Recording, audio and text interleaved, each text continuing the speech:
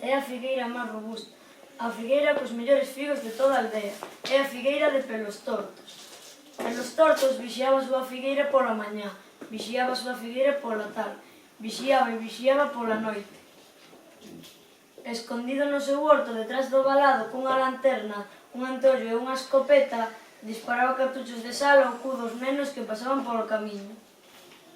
Pola mañá. Pelos tortos, danos un figo da túa figueira que imos á escola. E Pelos Tortos miraba co seu anteollo. Antes me leven as almas en pena que darvos un figo da miña figueira. Pola tarde. Pelos tortos, danos un figo da túa figueira que volvemos a casa sen merenda. E Pelos Tortos apuntaba coa escopeta. Antes me leven as almas en pena que darvos un figo da miña figueira. Pola noite. Pelos tortos, danos un figo da túa figueira que non temos nada para a cea. E Pelos Tortos enfocaba coa lanterna. Antes me leven as almas en pena que darvos un figo da miña figueira. Un día de tanto vixiar co seu anteollo, pola mañá, pola tarde e pola noite, Pelos Tortos quedou dormido. Polo camiño pasaban os nenos. Está roncando, subamos a figueira. Dixo unha nena. Subiu un neno e ñe, soou unha rama. Subiu unha nena e ñe, soou outra rama. Subiu un neno máis gordo e ñe. Fixo tanto ruido que Pelos Tortos espertou. Alto aí, quen come figos da miña figueira? E empezou a disparar cartuchos de sal. Ai, que Pelos Tortos nos mata coa súa escopeta. Mira como corren, como almas en pena, ría Pelos Tortos. Correde, a poñer o cu a remollo, antes me leven as almas en pena que comades os figos da miña figueira. E Pelos Tortos corría rañando o cu. Que Pelos Tortos nos mata coa súa escopeta. Aquela noite, unha noite sen lúa, cando Pelos Tortos vixiaba desde o valado coa súa lanterna, seu anteollo e a súa escopeta, tres fantasmas avanzaban polo camiño, abaneando o vento a súa sola branca, arrastrando unha cadea cantando unha voz que metía medo. Cando estábamos vivos, viñamos por figos. Ahora que estamos mortos, vimos por Pelos Tortos. Ai, quen se che da miña horta? As almas en pena, que nunca comemos os figos da túa figueira. Cuando estábamos vivos, viñamos por figos. Ahora que estamos mortos, vimos por Pelos Tortos. Os tortos, ai, quen saltou o meu valado? Cando estábamos vivos, viñamos por figos. Ahora que estamos mortos, vimos por Pelos Tortos. Ai, que as almas en pena me levan. E Pelos Tortos, morto de medo dun brinco, soltou o valado e soltou a escopeta e desapareceu polo carreiro. Entón, os tres fantasmas quitaron as sabas, deixaron as cadeas e, mortos de risa, comeron os figos da figueira. Fin. Non digo chicos. Non todos. Non ensinastes os dibuxiños, nada. Ensinadelles os dibuxos do libro todos. Estes Pelos Tortos.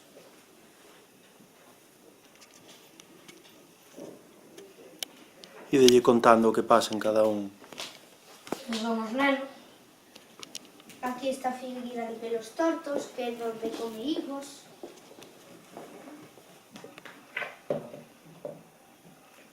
Aquí, cando vixiaba durante todo o día, Era unha vez un bruxo que vivía nunha caseta vella.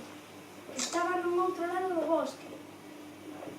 E había noutro lado da montaña, que se levaba noutro lado do río, que corría noutro lado da aldea. Chamábase Carabuñas, porque nunca cortaba as uñas e as tiña afiadas como coiteros. Carabuñas era un bruxo normal, que facía bruxerías normais, con ingredientes normais, linguas de sapo, patas de mosquito, mocos de araña. As noites de lúa saía da casa madera, atravesaba o bosque, subía a montaña, baixaba a montaña, e dun brinco cruzaba o río para chegar á aldea. Ia cazar cativos, para a súa despensa, e gustabanlle todos. gordos e flacos, altos e baixos, louros, morenos, rubios. Unha vez que das noches entrou na aldea. A lúa brillaba branca e redonda, como unha bola de neve. Nunha xanela viu a branca, que non era unha rapaza verde como un pebento, senón branca como o seu nome. Ademais, era astuta como un raposo e lista como un moucho. Miraba a lúa antes de deitarse. Carabuñas afiou as uñas e gabeou como un gato pola árbore que había a carón da xanela. Entre as polas, a través dos cristais, veiu a cativa dormida. Fixo forza coa unha do dedo maimiño e zas, abriu a xanela. Devagar, pasiño a pasiño, Carabuñas achegouse a cá. Camiñaba encurvado, con brazos estendidos e apertando os dentes. Xa moi preto de Branca, ergueu o dedo furabolos para que lle fregara a gorxa.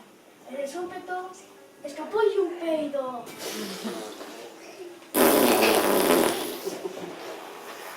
A rapaza despertou, se refregou os ollos e sorrindo dixo: "Vaya, Caramuxo botou un foguete." Non son caramuxos, son carabuñas, aunque nunca cortas uñas, contestou o bruxo rabioso. "Non me veñas con tontos, ti és Caramuxo. Digoche que non, son carabuñas. Non sabes o que dis, vai mirar o nariz, Que lle pasa ao meu nariz? que é grande como unha berenxena. O nariz do bruxo Caramuxo." Non, que son carabuñas. Queres que te enseñe as uñas? "Pero que cara tes, mira para a dentadura. Que pasa cos meus dentes? Son poucos e están podres, os dentes de Caramuxo." Son os meus dentes, berrou o bruxo. Eu son carabuñas, ou non me ves as uñas? "Caramuxo, és un testán, vai mirar os ollos, sei que non te decatas. Que pasa cos meus ollos? Son saltóns e están encarnados, os ollos de Caramuxo." Estás segura? Preguntou o dubidoso. Eu diría que son carabuñas. Branca insistiu con paciencia: "Non poñas cara de parvo e mira para o pelo." O bruxo quitou o chapéu e xermicando dixo: "Que ten a miña melena?" "Que melena, pero se tes 4 pelos, os pelos do bruxo Caramuxo." O bruxo encolleuse, rañou a cabeza e dixo: "Vai ser certo que son caramuxo. Tanto me ten, eu viña a comerte." "Estás tolo", dixo Branca. "Non podes comer cativos. Se o faz, sallanche grans ata no embigo. Bruxo Caramuxo, non lle deas máis voltas e vai dormir." O bruxo briscou a Branca e, como estaba famento, lambeulle a cara. Ao momento, na punta da lingua saíulle unha gocha do tamaño. "Son caramuxo! Son caramuxo!" berrou. Vaya petardo de bruxo, que non sabe nin como se chama. Coa cara de mudada saltou pola xanela, saiu da aldea, cruzou o río dun brinco, subiu a montaña, baixou a montaña, atravesou o bosque para chegar á casa. Foi dereitiño fallado e buscou algo nun baúl velho. Tiña que sair de Google. Entón viu un nariz grande como unha berenxena, os dentes rotos e podres. Son 4 ollos saltóns encarnados e os 4 pelos na cachola. Arredemo, son caramuxo, pensaba que era carabuñas. Terei logo que cortar as uñas, dixo con resignación. O colorín colorado, o conto está rematado porque Branca, con ternura, foi á casa del bruxo e fíxolle a manicura. Facemos un aplauso. Branca, ¡Aplauso terrorífico!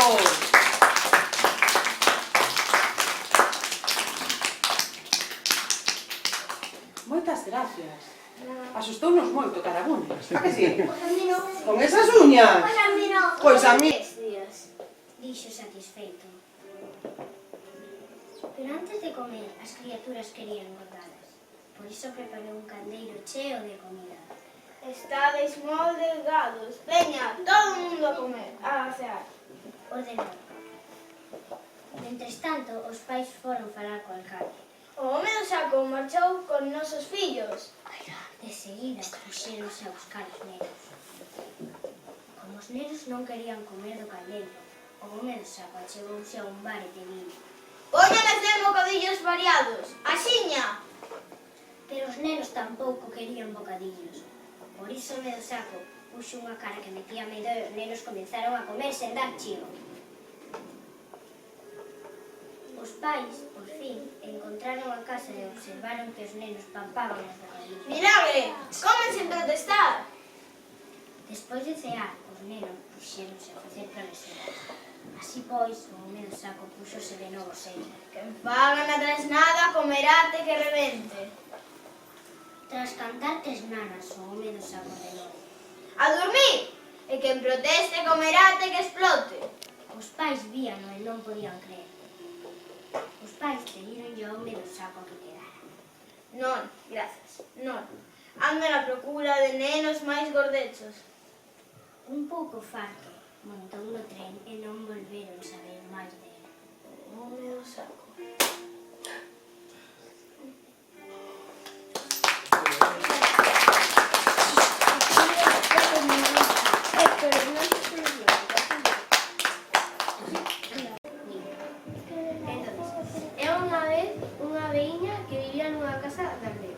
Un día recibiu unha carta. A neta ia casar e quería invitala a boda.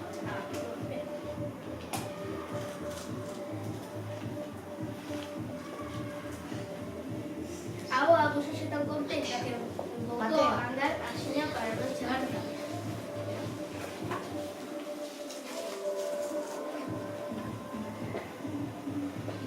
Ao cabo dun pouco atopou un lobo que lle dixo: Aboiña, voite papar, non me comas lobo, que estou moi fraquiña, dixo ela.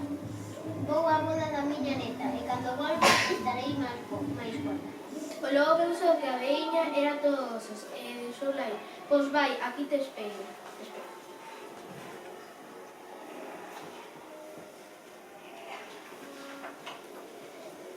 Algo máis adiante, a avoa atopou un oso que lle dixo: Aboiña, voute papar, non me comas oso, que estou moi fraquiña.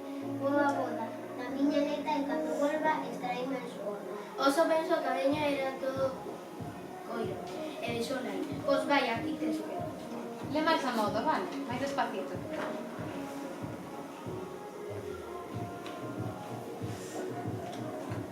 Xa casi no final do camiño atopou un león que lle dixo: Aboiña, voute papar, non te comas, león, que estou moi fraquiña. Vou á boda da miña neta e cando volva estarei máis gorda. O león pensou que a veiña era toda e deixou aí. Pois vai, aquí te espero.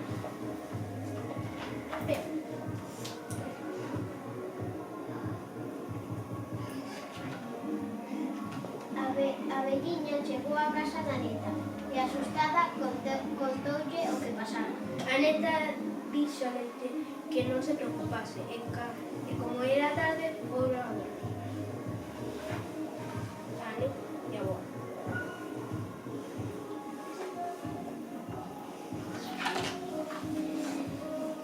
Ao día seguinte celebraron a boda unha festa rachada.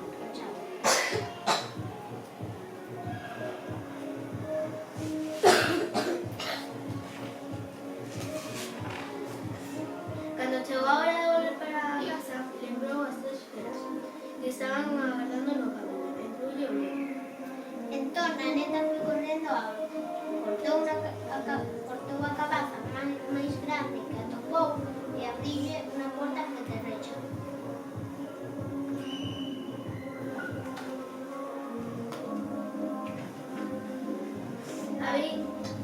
A veiña metose dentro da cabaza e a neta botou a rodar polo camiño.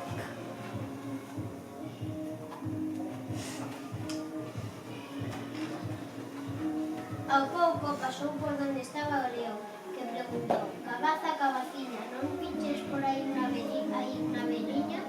A avoa desde dentro respondeu: Non vi bella nin velliña, nin velliña nin pellón.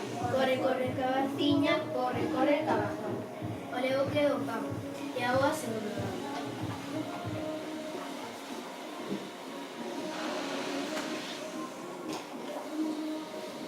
Máis adiante estaba o oso, que preguntou: Cabaza, cabaciña, non vinches por aí unha velliña? Dende dentro a voz respondeu: non vi bella nin velliña, nin vellón. Corre, corre, cabaciña, corre, corre, cabazón. O oso quedou pasmado e a auga sigue rodando.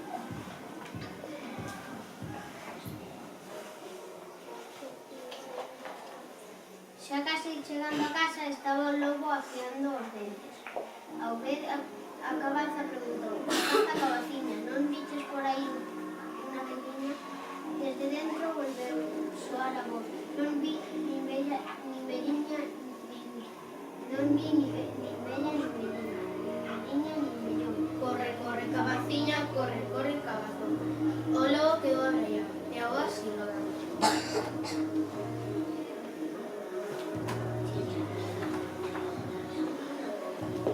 A boa chegou a casa toda contenta por ter burlado o lobo, o oso e o lobo.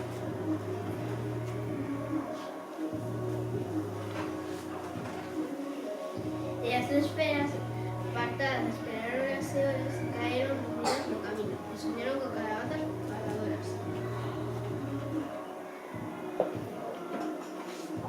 E xa se acabou. Moi ben.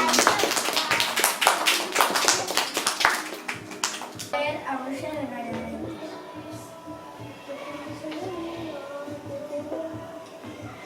Había una vez 3 irmáns que pasaban un día brincando unha coa outra. Non as decíales sempre: non vaiades ao bosque. Alá no medio vive unha bruxa con dentes de ferro que come fresco, e cos osos fai o valado que rodea a súa casa. Un día o irmán grande dixo: imos ao bosque. Eu non lles teño medo ás bruxas. Eu tampouco, dixo Miriam, pero pequeno asustado avisou: mamá dixo que non fósemos. Non sexas cagallos, burlase o irmán grande. E ela marcharon os tres. Andando, foron adentrándose naquel bosque enorme e escurísimo. O vento asubía entre as follas e a sombra hacíase cada vez máis. Os tres empezaron a sentir medo, pero ningún sabía como vernos. Entón o pequeño dixo: subirei a unha árbore, a ver se podo descubrir o camiño. Desde debaixo da árbore viu unha luz nunha casa a longe. Baixou a presa e dixo aos seus irmáns: esa debe de ser a casa da bruxa. Que vai ser? Dixo o irmán grande. Ainda falta moito para chegar ao medio do bosque. Vamos. Cando se achegaron á casa, unha muller asomou pola porta. Vinde, meus pobres, non teñades medo. O cheiriño da comida aburrilles o apetito. Eu vou entrar, dixo o irmán grande. Eu tamén, dixo o irmán mediano. Os dos maiores avanzaron confiados, pero pequeno, aquela casa teníalle malas trazas. Que ben cheiro, exclamou o mediano. Pasaredes aquí a noite, dixo a bella. Mañá levarei vos a casa. O pequeno, mentres tanto, achegouse a unha gaiola que estaba enrimada no ar. Para que é isto?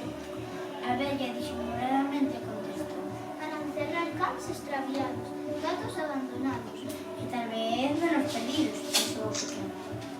Ensinad os dibuixos, chicas. Cando acabaron de cear, deitáronse os tres nun cuarto. O grande, a xiña, quedou dormido, Miriam dormiu. O pequeno daba voltas en pero non podía cegarlo. Entón viu algo que iluminaba o bosque a oso e o alado dos osos.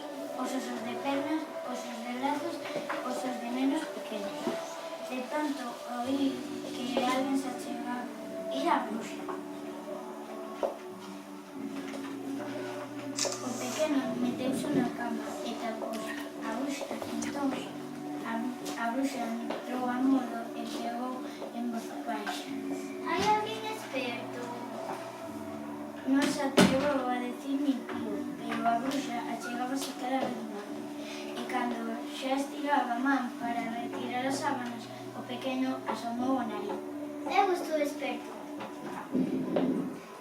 E como non durmes? É que antes de deitarme, mamá sempre me dá un ofetivo. A vella arrastrando os pés, saiu fungando. Un ofetivo. Traereiche, ademais, un anaco de pan para facer unha sopa. O pequeno comou e deitouse, pero imposible dormir.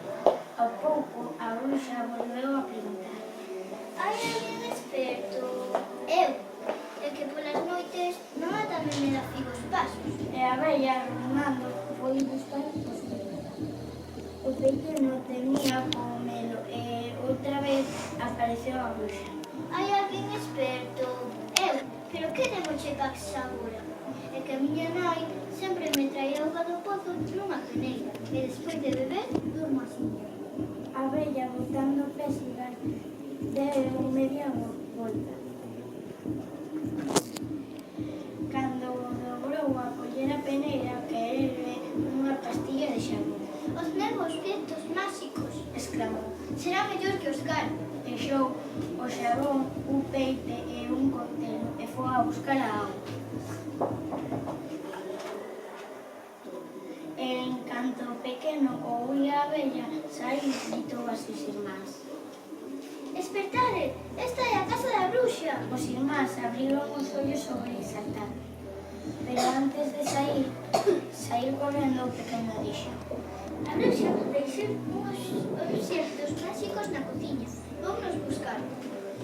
A vella seguía no pozo, tentando encher a peneira, e cando viu os rapaces fuxir, a luz da lúa botou a correr detrás deles, regañando os demais. A bruxa chegábase cada vez máis aos irmáns. Entón o pequeno dixo. Tirareille o xabón, a ver se o pisa e cae escarranchada. O xabón caeu xusto diante da bruxa e convertirse nunha montaña de espuma. A bruxa picáballe os ollos e escupindo burbujas, gritou. Veredes cando vos pille. A bruxa volvía a chegar rapidamente, entón o pequeno lanzou o peite. Que se lle espete na cabeza. O peite cravouse no chan e convertirse nun tupido ringueira de arte. A bruxa abrixe a camiño, cerrando as árbores cos seus dentes de ferro e gritando. Veredes cando vos pille. Cando xa ocurrira que estaban a punto de atraparlos, o pequeno lanzou o que lle quedaba, o coitelo.